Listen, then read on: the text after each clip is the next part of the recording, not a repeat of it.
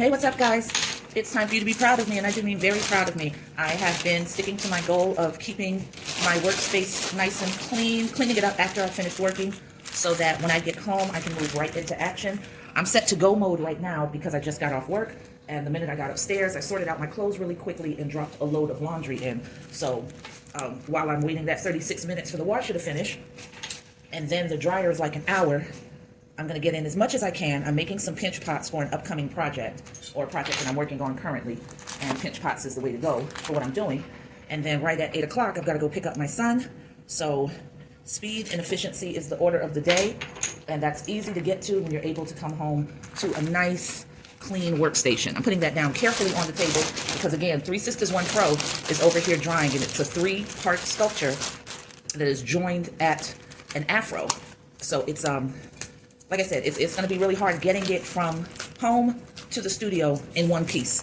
So the least amount of damage I can do, the better. So what I'm going to do now is wedge some of the clay that I'm using. I'm going to turn the camera this way so that you can see what's going on. No mishaps like yesterday, because I have a tendency to get real comfortable around the house and just have on a shirt and, you know, some bottoms, we'll say it that way. And yesterday I turned the camera all the way around and showed, large quantities of flesh, and I mean that in every way. So today, because I'm doing laundry and I'm going to be getting up, going in and out, I've got on a regular t-shirt and some pants that I care nothing about. So I'm trying to decide if I'm going to use, I think I'm just going to cut this block of clay. Let me move this camera back a little further. All right, so I think I'm going to cut this block of clay into quarters. I started off wrong already because I'm not good at measuring. But so this is where we're going to go with this.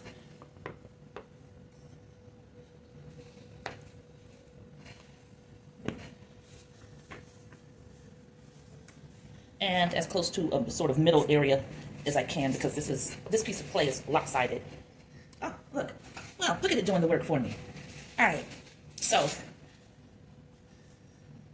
this is nothing interesting. Most of these videos are actually going to be going on private because I want a record of it for myself, but not necessarily a record of it for any supporters and followers, because there's a lot that's happening.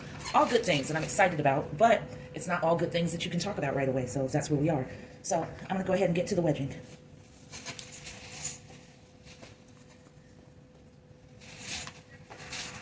And all of you should know by now what wedging is. Basically using the heel of your hand and pressure to smash all of the clay together. You're just trying to get it to unify and not have any air bubbles and anything that can end up damaging your sculpture once it goes into the kiln. I've told you guys this is always difficult, not all that enjoyable for me. I'm learning to deal with it a lot better than when I first started. And that's maybe because my arms and upper body are getting a little bit stronger from having to do it so much. The first couple of times, I was not with this at all. I was like, no. Especially when I woke up the next morning and felt all that soreness in my chest. But now it's not bad like that. Still not my favorite part, but still not hated.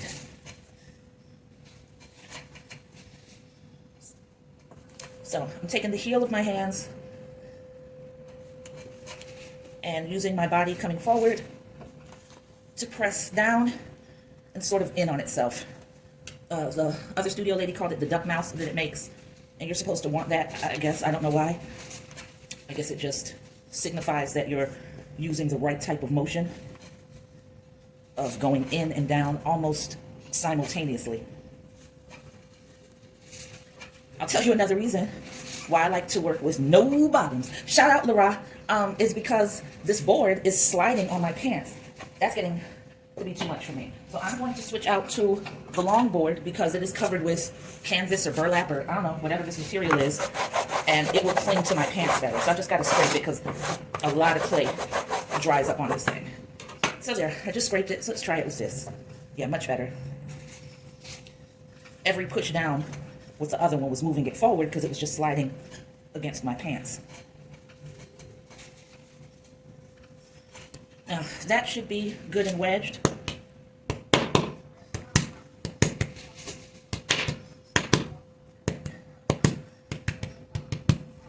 I'm just flipping it over bits at a time to sort of pound it into a circle because I just want to be able to do this. And that's the easiest way for me to be able to get to do that.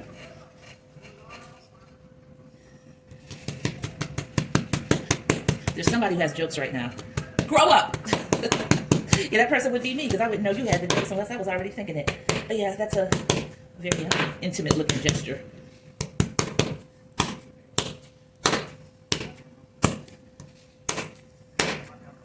Just forming it right back into a block shape to work from.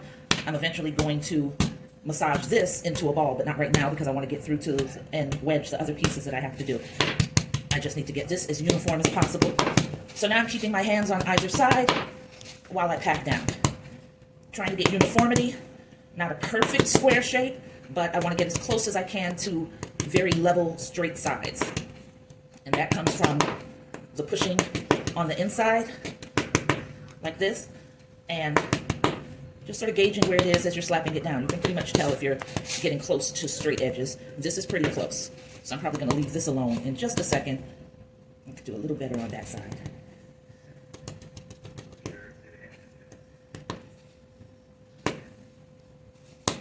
All right, so that block is done. All right, so I'm going to put that off to the side. I'm also going to hit it with a good amount of spray. I've misted it. And now we go on to this one. That felt tougher.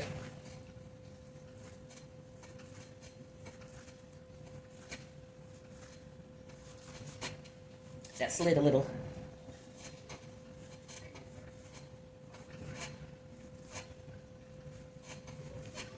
Now I'm going to take it and wedge it from the opposite side. Not something I was told to do, just something that seems like it makes sense, you know? You've come at it from one angle, why not come at it from another angle? So I think what will make me happy is wedging it from all sides. And I feel like, logically, if an air bubble was formed and starting to move into one direction, maybe by coming at it from the other direction, I've caused it to already pop, explode, and join with the other particles of clay the way it should be. That's the hope. Oh my goodness. This does get tiring for me.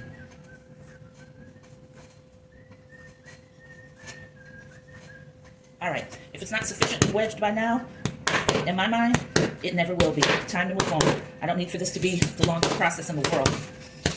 I want to finish all of these by the time the washing machine is done and I have to go and put it into the dryer. So that once I have that 56 minutes that the actual dryer takes, I will hopefully have formed out 2 pinch potty sort of structures. That didn't sound good. Not because of the pinch, that goes with it. It was the potty ending. So just, let's change that to pinch pot structures. Structures, You know what's crazy? As tired as I may be at work, once I come home and I know that this clay is there waiting for me, oh, I'm gonna get my second win.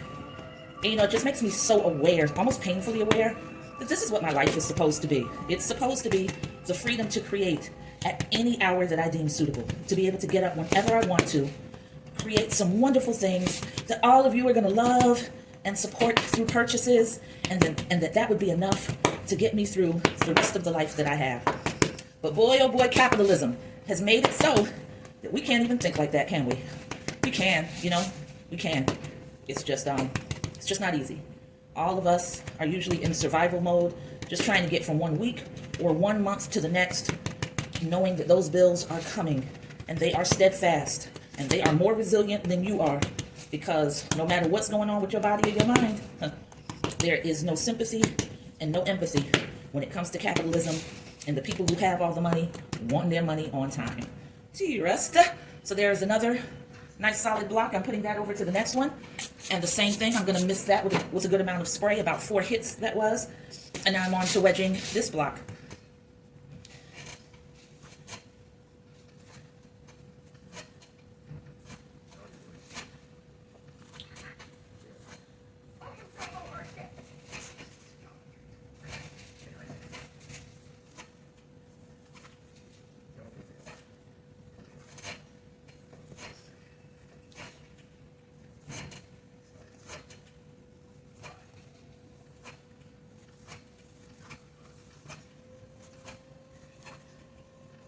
All right, that was me trying to get a little bit of a rhythm going.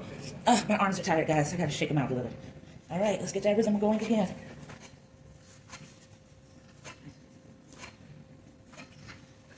Once again, the focus is on going in and down, not just down. Compressing those sides together, in and down. Like you're trying to make the heels of your hands meet. All right, I think that's good enough for that side. Let's go in from this side.